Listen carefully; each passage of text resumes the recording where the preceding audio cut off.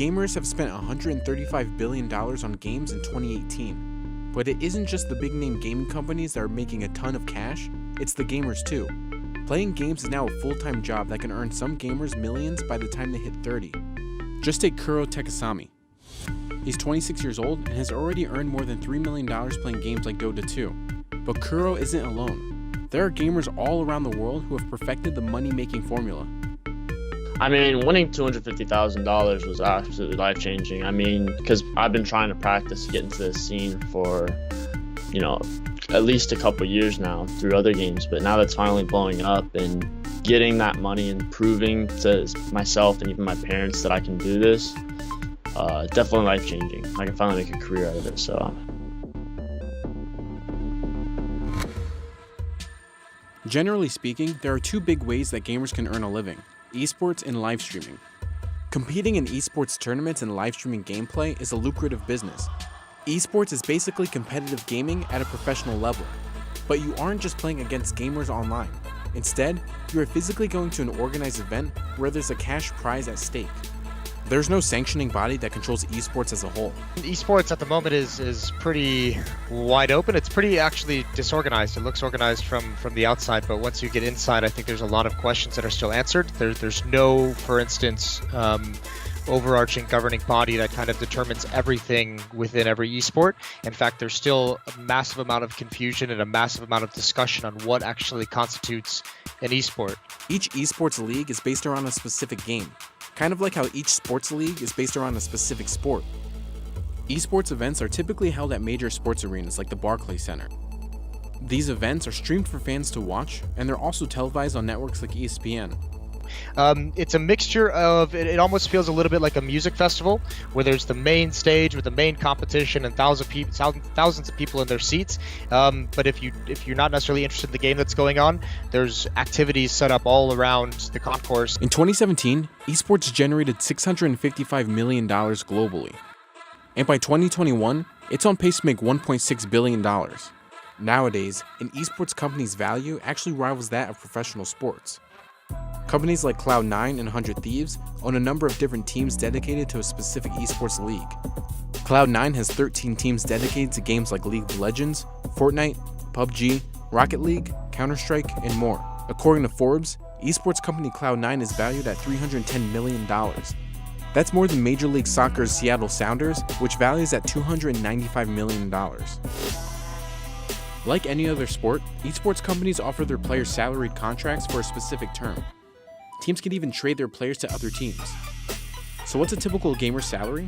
Well, salaries can vary based on what team you're playing on and what esports league you're in. Basically, signing to a team will, generally speaking, the contracts entail, they will pay you salary, generally speaking, and they'll get a small cut. I think the standard is around 15 to 20% of prize winnings. Some teams also do sponsorship deals, so if they have their own individual sponsors, you can get a cut. For games like Overwatch, minimum player salaries are $50,000. But for games like League of Legends, the average player salary is over $320,000. Players can also make more money on top of their base salaries. The gamers typically get a cut of the cash prize pool from the tournaments. Over the years, the cash prizes at stake in esports have gotten much bigger. Multiple tournaments now offer multi-million-dollar prize pools. The largest prize pool in esports history at a single event was Dota 2's international competition in 2018. That had a total prize pool of $25.5 million. First place took home $11.2 million, and second place got $4 million. Within Counter-Strike, as far as I know, the majority of the professional teams get the majority of the prize pool, where in the past, the organization got the larger chunk of it to kind of recoup expenses. Now, players are getting the majority of the prize money that they win. I think, some organizations might take smaller cuts, like 10% or something like that, and the players split the rest, but that might vary from game to game.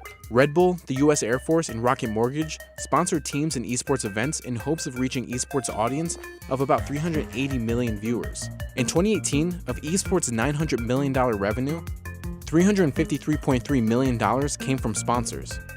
A company like Red Bull has 22 esports athletes, and according to Pesa, a typical Red Bull athlete pulls in an average of $91,000. But streaming live gameplay is another huge moneymaker.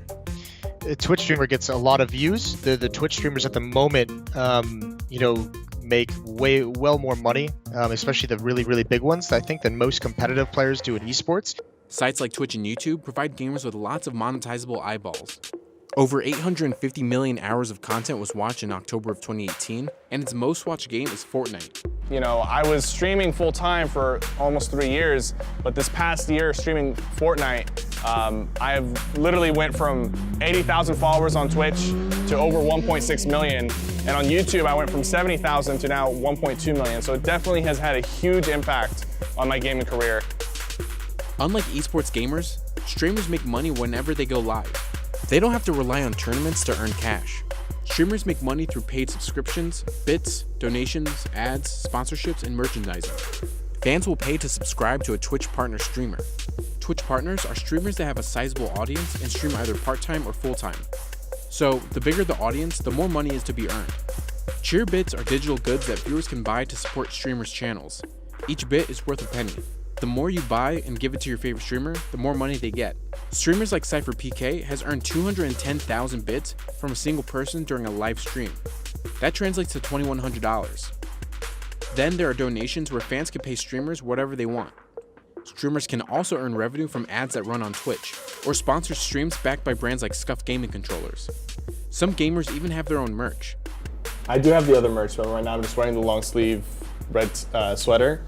And you guys have one more day to buy the merch. Gamers like Tyler Ninja Blevin stream on sites like Twitch for 12 hours each day.